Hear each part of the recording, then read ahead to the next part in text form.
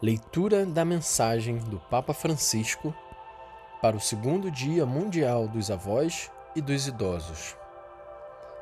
Dão fruto mesmo na velhice. Salmo 92, versículo 15. Caríssima, caríssimo. O versículo 15 do Salmo 92, dão fruto mesmo na velhice, é uma boa notícia, um verdadeiro evangelho que podemos, por ocasião do segundo Dia Mundial dos Avós e Idosos, anunciar ao mundo. O mesmo vai contra a corrente relativamente àquilo que o mundo pensa desta idade da vida e também ao comportamento resignado de alguns de nós, idosos, que caminhamos com pouca esperança e sem nada mais esperar do futuro. Muitas pessoas têm medo da velhice. Consideram-na uma espécie de doença, com a qual é melhor evitar qualquer tipo de contato. Os idosos não nos dizem respeito, pensam elas, e é conveniente que estejam o mais longe possível, talvez juntos uns com os outros, em estruturas que cuidem deles e nos livrem da obrigação de nos ocuparmos das suas penas. É a cultura do descarte, aquela mentalidade que, enquanto nos faz sentir diversos dos mais frágeis e alheios à sua fragilidade, permite-nos imaginar caminhos separados entre nós e eles. Mas, na realidade, uma vida longa, ensina a Sagrada Escritura, é uma bênção, e os idosos não são proscritos de quem se deve estar à larga, mas sinais vivos da benevolência de Deus, que funde a vida em abundância. Bendita a casa que guarda um ancião, bendita a família que honra os seus avós. Com efeito, a velhice constitui uma estação que não é fácil de entender, mesmo para nós que já a vivemos. Embora chegue depois de um longo caminho, ninguém nos preparou para enfrentar. Parece quase apanhar-nos de surpresa. As sociedades mais desenvolvidas gastam muito para esta idade da vida, mas não ajudam a interpretá-la. Proporcionam planos de assistência, mas não projetos de existência. Por isso, é difícil olhar para o futuro e individuar um horizonte para onde tender. Por um lado, somos tentados a exorcizar a velhice, escondendo as rugas e fingindo ser sempre jovens. Por outro, parece que nada mais se possa fazer senão viver desiludidos, resignados a não ter mais frutos para dar. O fim da atividade laboral e os filhos já autônomos fazem esmorecer os motivos pelos quais gastamos muitas das nossas energias. A consistência de que as forças declinam ou o aparecimento de uma doença podem pôr em crise as nossas certezas.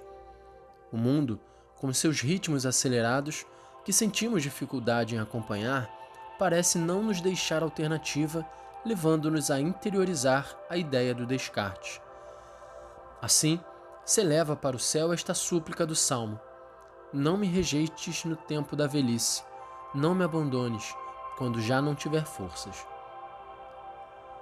Mas o mesmo Salmo, que repassa a presença do Senhor nas diversas estações da existência, convida-nos a continuar a esperar.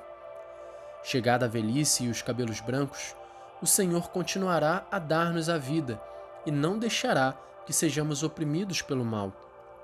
Confiando nele, encontraremos a força para multiplicar o louvor e descobriremos que envelhecer não é apenas a deterioração natural do corpo ou a passagem inevitável do tempo, mas também o dom de uma vida longa. Envelhecer não é uma condenação, mas uma bênção. Por isso, devemos vigiar sobre nós mesmos e aprender a viver uma velhice ativa, inclusive do ponto de vista espiritual, cultivando a nossa vida interior através da leitura assídua da Palavra de Deus, da oração diária, do recurso habitual aos sacramentos e da participação na liturgia. E a par da relação com Deus, cultivemos as relações com os outros. Antes de mais nada, com a família, os filhos, os netos, a quem havemos de oferecer o nosso afeto cheio de solicitude, bem como as pessoas pobres e atribuladas, das quais nos façamos próximos com a ajuda concreta e a oração. Tudo isto ajudará a não nos sentirmos meros espectadores no teatro do mundo, não nos limitarmos a olhar da sacada a ficar à janela. Ao contrário, apurando os nossos sentidos para reconhecerem a presença do Senhor, seremos como uma oliveira verdejante na casa de Deus. Poderemos ser uma bênção para quem vive junto de nós. A velhice não é um tempo inútil, no qual a pessoa deve pôr-se de lado, recolhendo os remos para dentro do barco, mas uma estação para continuar a dar fruto. Há uma nova missão que nos espera. Convida-nos a voltar os olhos para o futuro. A nossa sensibilidade especial de idosos, da idade anciã às atenções, pensamentos e afetos que nos tornam humanos, deve voltar a ser uma vocação para muitos. E será uma escolha de amor dos idosos para com as novas gerações. É o nosso contributo para a revolução da ternura, uma revolução espiritual e desarmada, da qual vos convido, queridos avós e idosos, a fazer-vos protagonistas. O mundo vive um período de dura provação, marcado primeiro pela tempestade inesperada e furiosa da pandemia, depois por uma guerra que fere a paz e o desenvolvimento à escala mundial. Não é por acaso que a guerra tenha voltado à Europa no momento em que está a desaparecer a geração que a viveu no século passado. A estas grandes crises correm o risco de nos tornarem sensíveis ao fato de que existem outras epidemias e outras formas generalizadas de violência que ameaçam a família humana e a nossa casa comum. Perante tudo isto, temos necessidade de uma mudança profunda, de uma conversão que desmilitarize os corações, permitindo a cada um reconhecer no outro um irmão. A nós, avós e idosos, temos uma grande responsabilidade: ensinar às mulheres e aos homens do nosso tempo a contemplar os outros com o mesmo olhar compreensivo e terno que temos para com os nossos netos. Aprimoramos a nossa humanidade ao cuidar do próximo e hoje podemos ser mestres de um modo de viver pacífico e atento aos mais frágeis. A nossa atitude poderá, talvez, ser confundida com fraqueza ou servilismo, mas serão os mansos, não os agressivos e prevaricadores, que herdarão a terra. Um dos frutos que somos chamados a produzir é o de guardar o mundo. Todos nos sentamos nos joelhos dos avós que nos tiveram ao colo, mas hoje é o momento de colocar sobre os nossos joelhos, com ajuda concreta ou mesmo só com a oração, juntamente com os nossos netos, muitos outros assustados que ainda não conhecemos e que talvez fujam da guerra ou sofram por causa dela. Guardemos no nosso coração, como fazia São José, pai terno e solícito, os pequeninos da Ucrânia, do Afeganistão, do Sudão do Sul. Muitos de nós maturaram uma consciência sábia e humilde de que o mundo tanto precisa.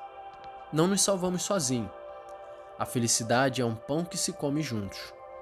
Testemunhemo-lo àqueles que se iludem de encontrar a realização pessoal e sucesso na contraposição.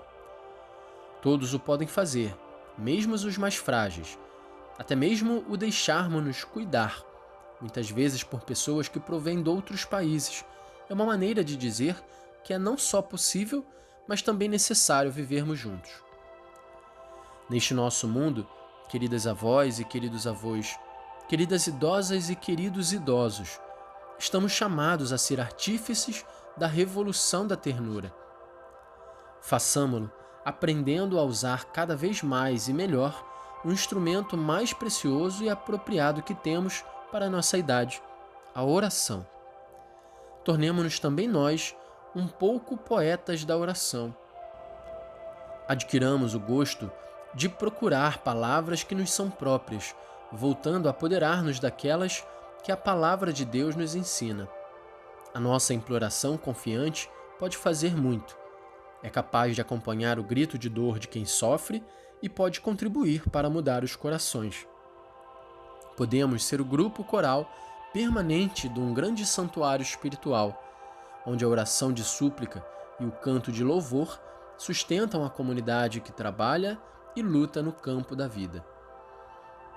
Deste modo, o Dia Mundial dos Avós e Idosos é uma oportunidade para dizer mais uma vez com alegria que a igreja quer fazer festa juntamente com aqueles que o Senhor, como diz a Bíblia, saciou com longos dias. Salmo 91, 16. Celebremo-la juntos. Convido-vos a anunciar este dia nas vossas paróquias e comunidades, a visitar os idosos mais abandonados, em casa ou nas residências onde estão hospedados. Procuremos que ninguém viva este dia na solidão. Ter alguém para cuidar pode mudar a orientação dos dias de quem já não espera nada de bom do futuro, e de um primeiro encontro pode nascer uma nova amizade. A visita aos idosos abandonados é uma obra de misericórdia do nosso tempo.